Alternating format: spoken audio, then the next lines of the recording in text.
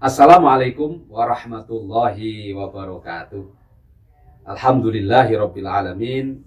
Wassalatu wassalamu ala Rasulillah sayyidina wa maulana Muhammadin sallallahu alaihi wa ala alihi wa ashabihi wa man ittaba'al huda ila yaumiddin. Amma ba'du.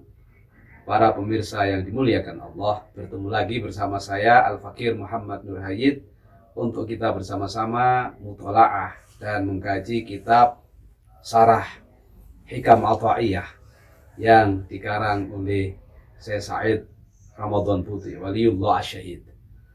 Pertemuan yang lalu kita sudah mengkaji tentang bagaimana makom seorang hamba kalau sudah dipilihkan oleh Allah, jangan kita ubah-ubah karena nafsu kita.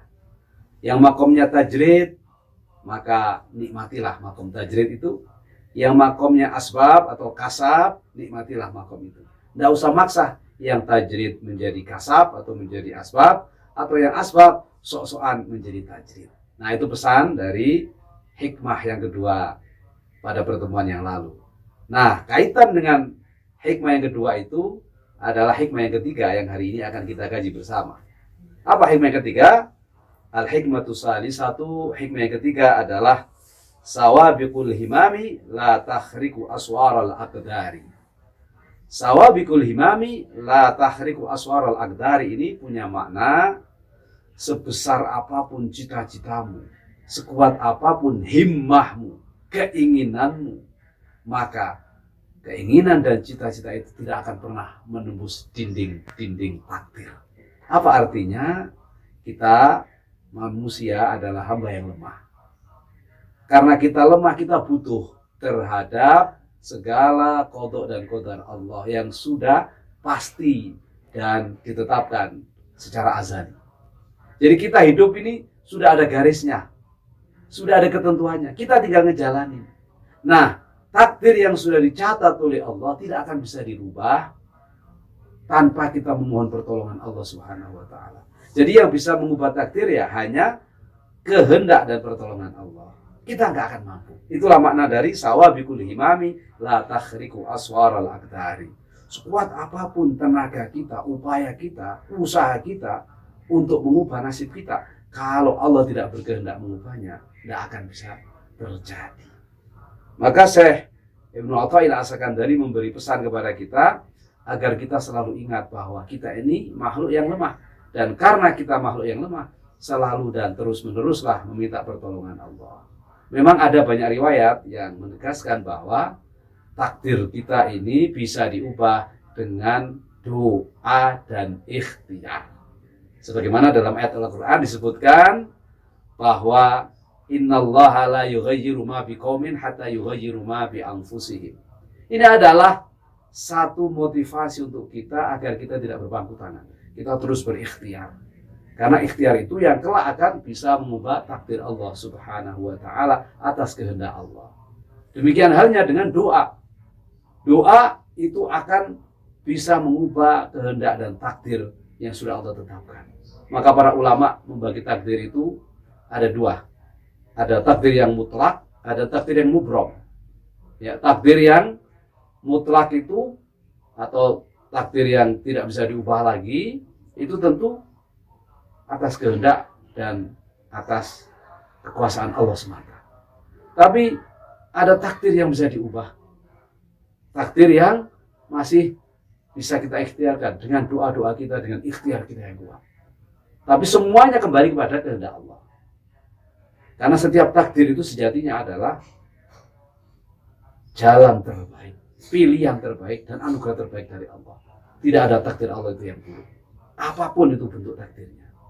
Hanya kadang kita masih belum memahami takdir Allah yang terbaik itu masih dipandang sebagai pilihan terburuk bagi seorang manusia.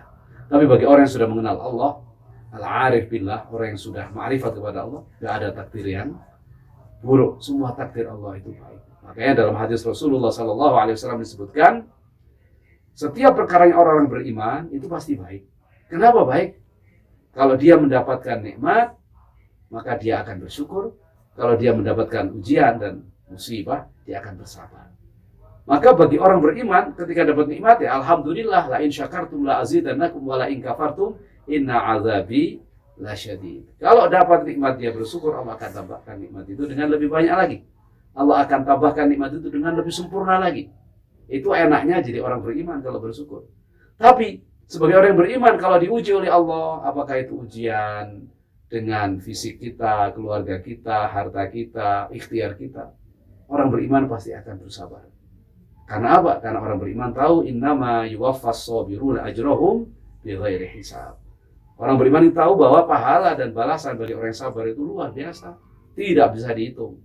Hanya Allah yang tahu besarnya pahala bagi orang yang sabar.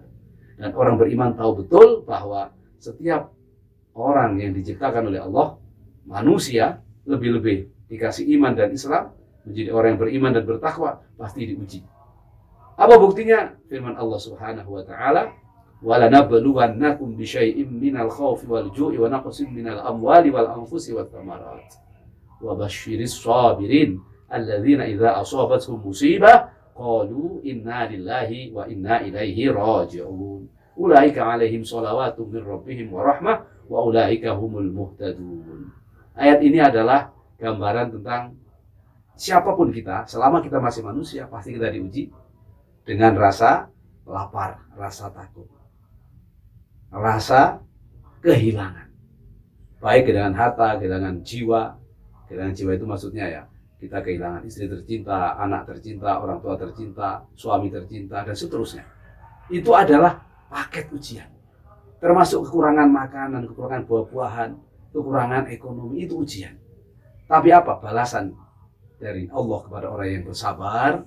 Di akhir ayat itu, orang yang bersabar itu selalu mengatakan setiap ujian itu semuanya berasal dari Allah, dengan mengatakan inna lillahi wa inna ilaihi raji'un. Nah, kalau orang sudah sampai pada makom ini, ulaika alaihim sholawatu min rabbihim wa rahmah wa ulaika humul muhtadun. Inilah orang yang mendapat petunjuk, orang yang dibanggakan oleh Allah, orang yang selalu mendapat rahmat Allah Subhanahu wa taala. Dan ini related atau sangat sesuai dengan hadisnya Rasulullah SAW di banyak riwayat, bahwa manusia itu memang diciptakan ma'junatun bil bala, dengan adonan yang pasti ada ujiannya, ada tesnya dari Allah Subhanahu wa taala. Jadi kalau selama masih manusia dan masih hidup, kita pasti ada ujian. Tinggal bagaimana kita menyikapi. Orang yang bergantung kepada Allah aman, tentram. Karena apa?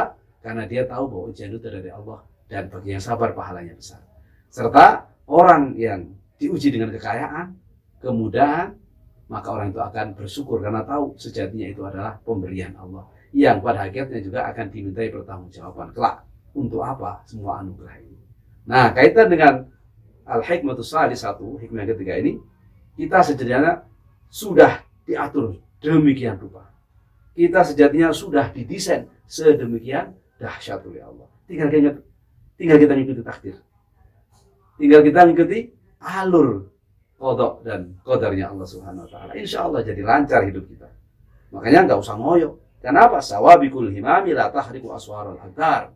Semangatmu yang membara tidak akan bisa mengoyak dinding takdir. Syekh Sa'id Ramadan Buti dalam sarah kitab Hikam Al-Ta'iyah mengatakan, al-himamu hiya al-azaimul lati yatamatta'u Allahu biha an-nasu fi majadil iqbali ala syu'unihim. Himmah atau himmah itu mufradnya, himam itu jamaknya, itu adalah azaim, azimah, keinginan yang Allah berikan, yang tamatta'ullah, ya, allati yatamatta'ullahu biha an-nasu fi majadil iqbali ala syu'unihim, yang kita ingin agar masa depan kita itu menjadi lebih baik. Itu adalah himmah. Nah, tentu keinginan saya misalnya menjadi presiden, nggak usah ngoyo. Kalau takdir saya nggak ada, ya walaupun saya jungkir balik nggak akan jadi presiden. Tetapi ada orang tertentu yang tidak ingin jadi presiden, tapi karena takdirnya ada, jalannya ada saja. Nah, itulah bagian dari kehendak dan takdir Allah Subhanahu wa taala. Maka insya Allah kalau kita faham takdir Allah itu pasti yang terbaik untuk orang yang beriman, kita akan ringan menjalani takdir ini. Semoga kita semua diberikan petunjuk oleh Allah dan diberikan kekuatan untuk terus menjaga iman Islam dan takwa kita, serta terus bisa istiqomah dalam beribadah, dalam bertawaduk menghadapi berbagai macam ujian dan juga menghadapi berbagai macam anugerah yang Allah turunkan kepada kita dengan rasa syukur dan sabar. Terima kasih atas segala perhatian.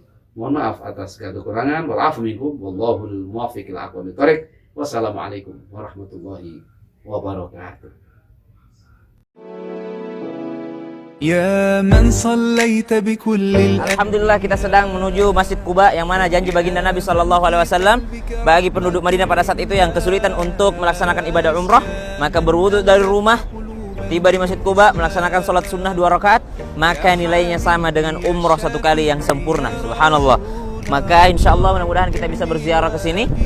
Ada salam mertua, masya Allah, sama Barak, sama ibu. Insya Allah kita semua bisa mendapatkan pahala umrah dengan sholat sunnah 2 rakaat di Masjid Quba ini. Yuk.